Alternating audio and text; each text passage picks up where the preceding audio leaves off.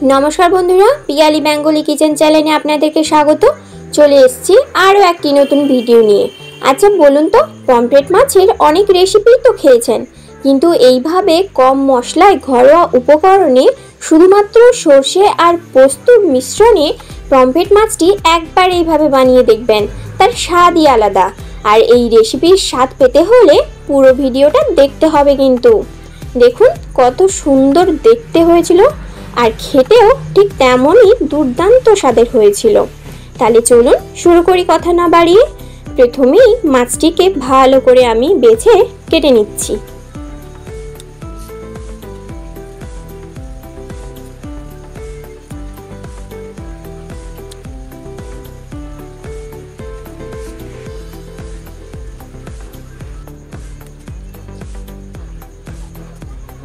এভাবে ভালো করে কেটে নিয়ে আমি তার গায়ের উপরে একটু দাগ দাগ করে দিচ্ছি, যাতে নুন ও মশলা সমস্ত পরিমাণটাই ওটার ভেতরেও যেন ঢুকে যায়, সেই জন্যই।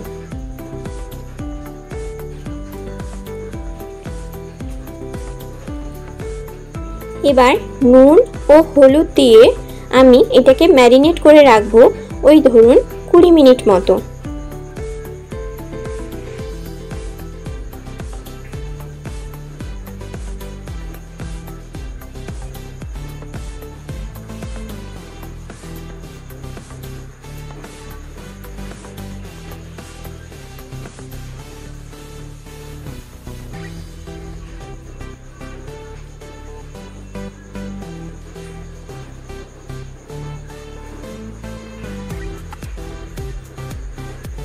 তারপর অপর দিকে আমি একটা জায়গায় সাদা সরষে 2 চামচ, কালো সরষে 1 চামচ, পোস্ত 2 চামচ আর কাঁচা লঙ্কা 3টে দিয়ে জল দিয়ে ভিজিয়ে রাখবো ওই 5-7 মিনিট মতো। তারপর এটাকে আমি পেস্ট করে নেব। অপর দিকে আমি একটা টমেটো নিয়ে নিচ্ছি, 2টো টমেটো এরকম করে কেটে এটাকেও আমি পেস্ট বানাতে দেব। আর তার সাথে আরও আপনারা যদি ঝাল বেশি খান তাহলে কাঁচা লঙ্কা বেশি দেবেন, আর যদি কম খান তাহলে দেওয়ার দরকার নেই। দিয়ে এটাকেও পেস্ট বানিয়ে নিচ্ছি।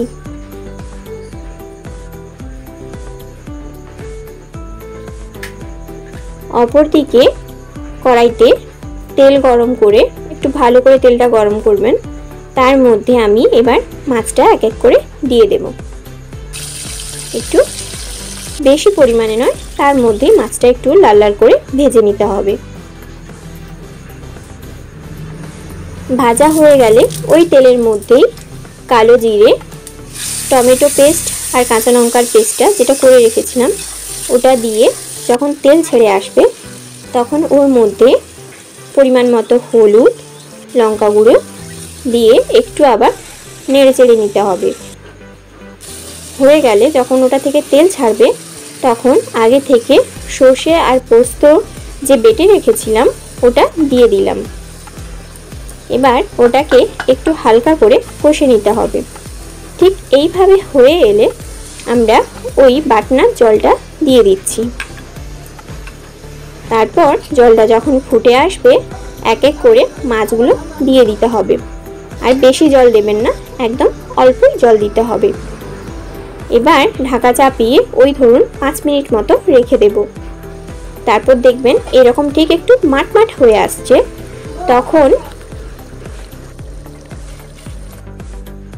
তখন কয়েকটা কাঁচা লঙ্কা আমি ওপরে দিয়ে দিচ্ছি, আর সাথে 2 চামচ মতো কাঁচা সর্ষের তেল। দেখুন ঠিক আমাদের লাস্টে এরকম দেখতে লাগছে। এটা আপনি সার্ভ করুন গরম গরম ভাতের সাথে, শুধু এইটা দিয়েই খাওয়া হয়ে যাবে। আর রেসিপিটি যদি ভালো লাগে বন্ধুরা প্লিজ শেয়ার, লাইক, কমেন্ট আর সাবস্ক্রাইব করে দেবেন, যাতে আমার পরবর্তী ভিডিওগুলো আপনাদের কাছে সবার প্রথমে পৌঁছে যেতে পারে। নমস্কার বন্ধুরা, ভালো থাকবেন, সুস্থ থাকবেন।